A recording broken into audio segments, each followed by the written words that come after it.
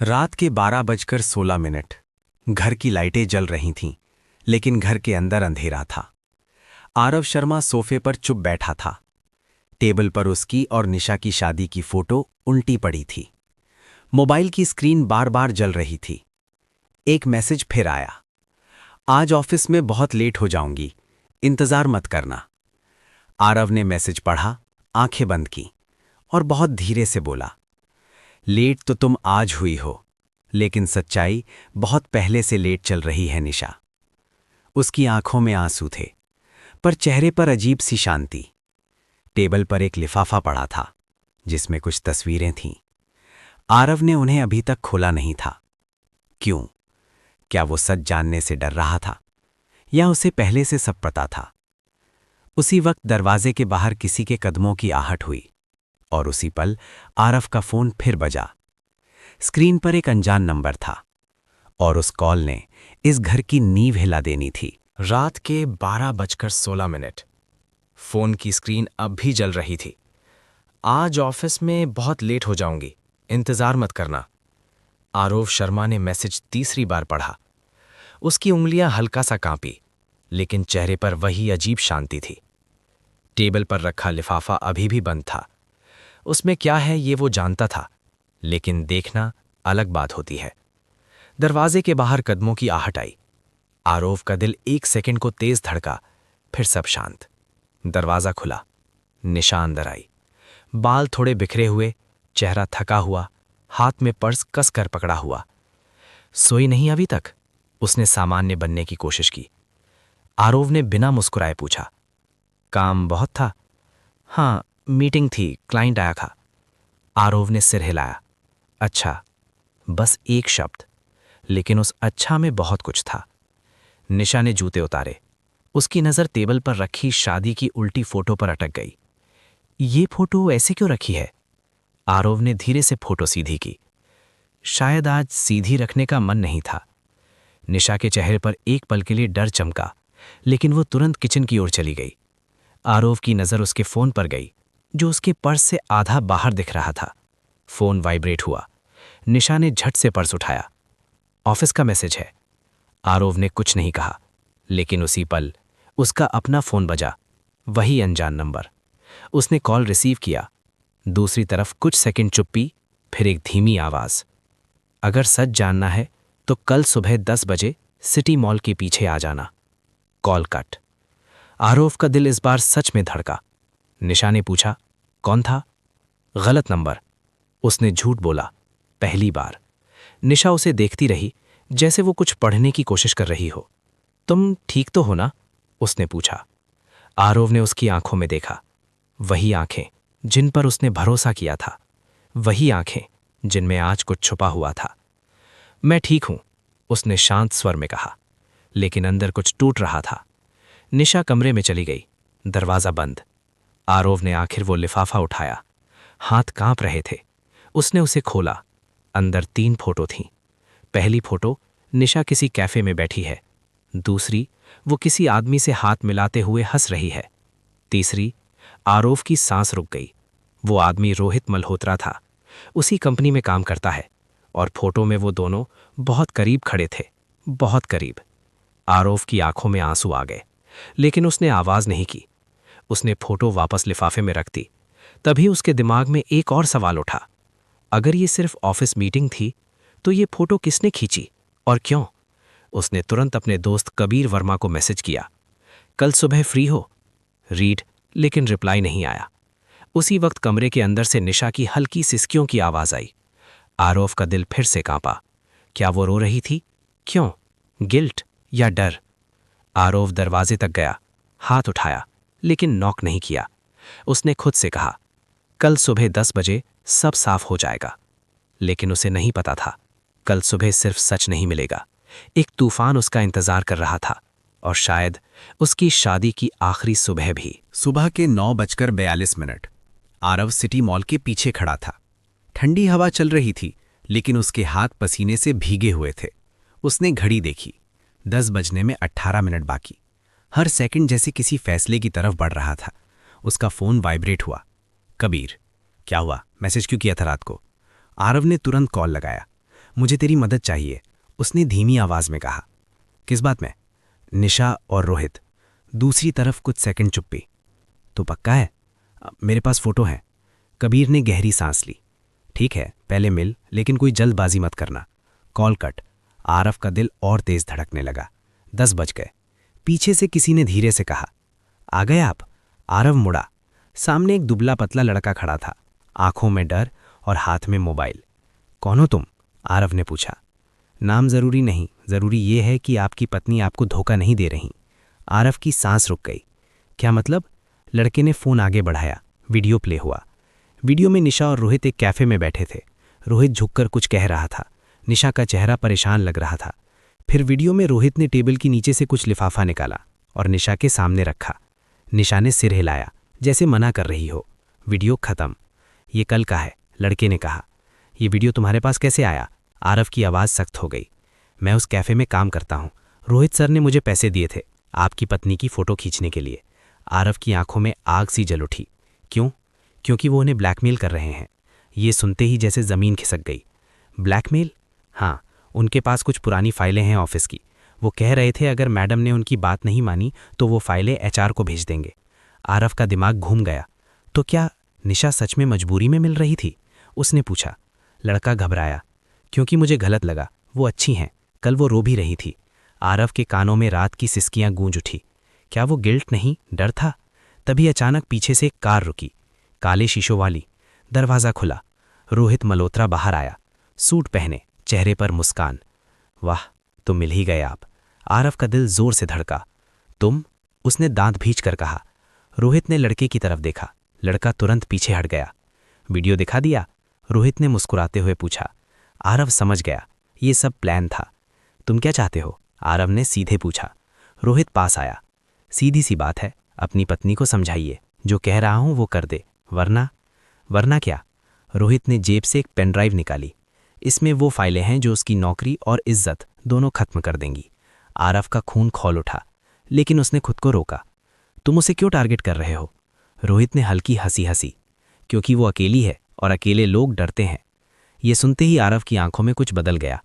वो अकेली नहीं है, उसने धीरे से कहा। रोहित ने ताना मारा। ओह, तो आपको सब पता है, फिर भी चुप है। आरव ने एक कदम आगे बढ़ाया। अब नहीं रहूंगा। दोनों की आंखें मिली। हवा भारी हो गई। रोहित ने मुस्कुरा कर कहा, देखते हैं कितना बचा पाते हैं अपनी शादी को। वो कार में बैठा और चला गया। आरव वहीं खड़ा रह गया। उसका दिमाग अब साफ था। ये धोखा नहीं था, ये जाल था। लेकिन सवाल अभी भी बाकी था। निशा ने उसे सच क्यों नहीं बताया? डर या भरोसे की कमी? फोन फिर बजा। इस बार निशा का कॉल। आरव, तुम ऑफिस आ सकते हो अभी? उसकी आवाज़ कांप रही थी। आरव ने गहरी सांस ली। मैं आ रहा हूं। लेकिन उसे नहीं पता था, ऑफिस में उसका इंतजार सिर्फ सच नहीं, एक और बड़ा धमाका कर रहा था। ऑफिस बिल्डिंग के बाहर खड़ा आरव कुछ सेकंड तक अंदर जाने की हिम्मत नहीं जुटा पाया। फोन अब भी उसके हाथ में था। निशा की आखिरी लाइन उसके कानों में गूंज रही थी, प्लीज जल्दी आओ। उस आवाज में डर था, साफ डर। आरव ने गहरी सांस ली और अंदर चला गया। रिसेप्शन पर सब कुछ सामान्य लग रहा था। लोग हंस रहे थे, कंप्यूटर चल रहे थे, लेकिन उसके अंदर तूफान चल रहा था। मैम मीटिंग रूम में है, रिसेप्शनिस्ट ने बताया। मीटिंग रूम का दरवाज़ा आधा खुला था। अंदर निशा अकेली बैठी थी, चेहरा सूजा हुआ, आंखें लाल, जैसे पूरी रात नहीं सोई। आरव को देखते ही वो खड़ी हो गई। तुम यहां क्यों आए? उसने धीमे से पूछा। तुमने बुलाया था। कुछ सेकंड चुप्पी। कमरे में सिर्फ एसी की आवाज थी। आरव, उसकी आवाज कांपी।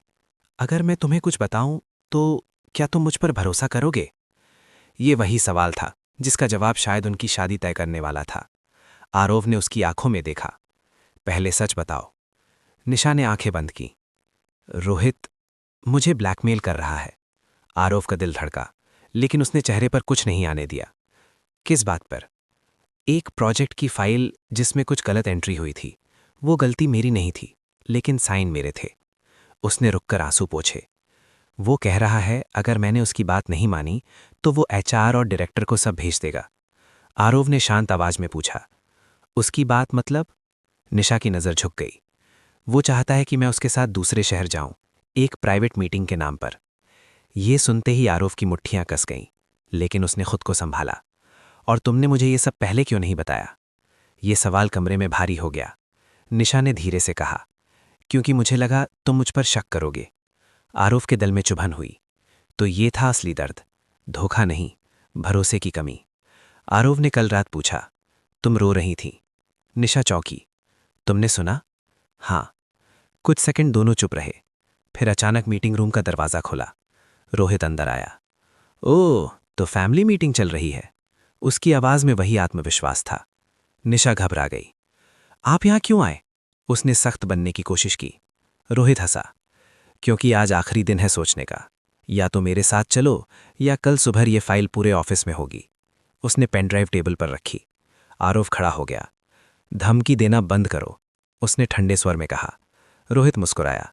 आप शायद समझ नहीं रहे, आपकी पत्नी की नौकरी ही नहीं, इज्जत भी दांव पर है। कमरे का माहौल चम गया। आरोव ने सीधा उसकी आंखों में देखा। अगर सच बाहर आएगा तो पूरा आएगा। रोहित की मुस्कान हल्की पड़ी। मतलब जो फाइल तुम लिखा रहे हो उसकी असली बैकअप कॉपी भी है। ये सुनते ही निशा ने आश्चर्य से आरोव को देखा। रोहित का चेहरा सख्त हो गया। क्या कहना चाहते हो? आरोव ने धीरे से कहा, तुम्हारी सारी ईमेल ट्रेल, तुम्हारी एडिट हिस्ट्री, सब सुरक्षित है। रोहित के चेहरे से रंग उड़ गया, लेकिन उसने जल्दी संभलते हुए कहा, ब्लफ मत करो। आरोव ने जेब से अपना फोन निकाला। कबीर, अंदर आ। दरवाजा फिर खुला। कबीर वर्मा अंदर आया, लैपटॉप हाथ में। निशा हैरान। रोहित पहली बार असहज। ये क्या है? रोहित ने पूछा। कबीर ने लैपटॉप टेबल पर रखा। ये तुम्हारी असली कहानी है। स्क्रीन पर कुछ खुलने ही वाला था और उसी पल निशा का फोन बजा। स्क्रीन पर अनजान नंबर, वही नंबर जो रात में आरोव को आया था। तीनों की नज़र फोन पर टिक गई। कॉल लगातार बज रहा था। कौन था? और क्या रोहित अकेला खेल रहा था या उसके पीछे कोई और भी था? कमरा एकदम शांत हो गया। सिर्फ फोन की घंटी और आने वाले तूफान की आहट। मीटिंग रूम में फोन अब भी बज रहा था। स्क्रीन पर वही अनजान नंबर। निशा के हाथ कांप रहे थे। उठाओ, रोहित ने हल्की मुस्कान के साथ कहा। शायद तुम्हारा कोई खास इंतजार कर रहा हो। आरव ने तुरंत फोन उठाया। स्पीकर पर डालो। निशा ने कॉल रिसीव किया। दूसरी तरफ भारी आवाज थी। तो खेल शुरू हो गया। कमरे में सन्नाटा। कौन बोल रहा है? आरव ने सख्त आवाज में पूछा। आवाज हंसी। जिसने ये पूरा खेल बनाया है। रोहित का चेहरा अचानक बदल गया। सर, उसके मुंह से अनजाने में निकल गया। आरव और निशा ने एक साथ उसकी तरफ देखा। सर, तो ये रोहित अकेला नहीं था। फोन पर आवाज फिर आई। रोहित, तुमसे एक सिंपल काम कहा था। फाइल निकालो, लड़की को दबाव में रखो और चुपचाप साइन करवा लो। इतना भी नहीं हो पाया। निशा का दिल जोर से धड़का। कौन सी फाइल? उसने कांपते हुए पूछा। आवाज ठंडी हो गई। वही प्रोजेक्ट जिसमें असली गड़बड़ तुम्हारे डायरेक्टर ने की थी और इल्जाम तुम पर डाल दिया। आरव के दिमाग में बिजली सी कौंधी। तो ये सिर्फ ब्लैकमेल नहीं था, ये पूरी साजिश थी। कंपनी का डायरेक्टर मिस्टर संजय मेहरा।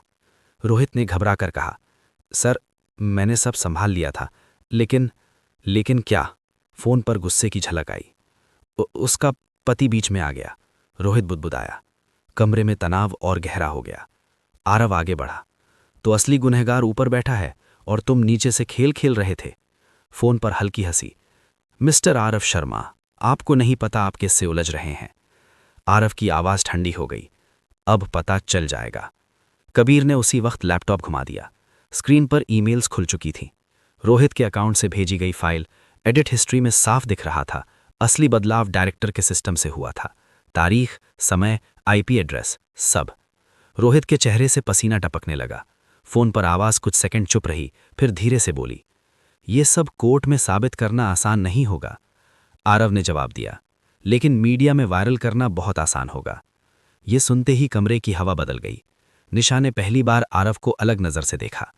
उसकी आंखों में डर नहीं था, सिर्फ दृढ़ता। फोन पर आवाज सख्त हुई। तुम्हें अंदाजा नहीं है, इसके बाद तुम्हारी पत्नी की नौकरी फिर मिल जाएगी। आरव ने बीच में टोका, लेकिन इज्जत अगर सच के साथ खड़ी हो तो कोई नहीं छीन सकता। कुछ सेकंड चुप्पी, फिर कॉल कट। कमरे में सन्नाटा। रोहित पीछे हट गया। मैं तो सिर्फ ऑर्डर फॉलो कर रहा था, उसने घबरा कर कहा। निशा की आंखों में आंसू आ गए। तुमने मुझे अकेला समझा था, उसने धीमे से कहा। रोहित चुप। आरव ने उसकी तरफ देखा। गेम खत्म नहीं हुआ, उसने शांत स्वर में कहा। कबीर ने कहा, मैंने सारे डेटा की 3 कॉपी बना ली हैं। अगर कुछ भी हुआ तो सीधा बाहर जाएगा। रोहित की आवाज़ कांप गई। तुम लोग समझते नहीं, वो आदमी बहुत पावरफुल है।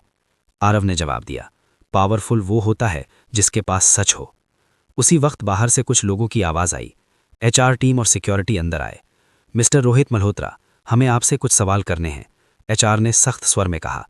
रोहित ने आखिरी बार फ़ोन मिलाने की कोशिश की, लेकिन इस बार कोई जवाब नहीं आया। उसे बाहर ले जाया गया। कमरे में सिर्फ आरव और निशा रह गए।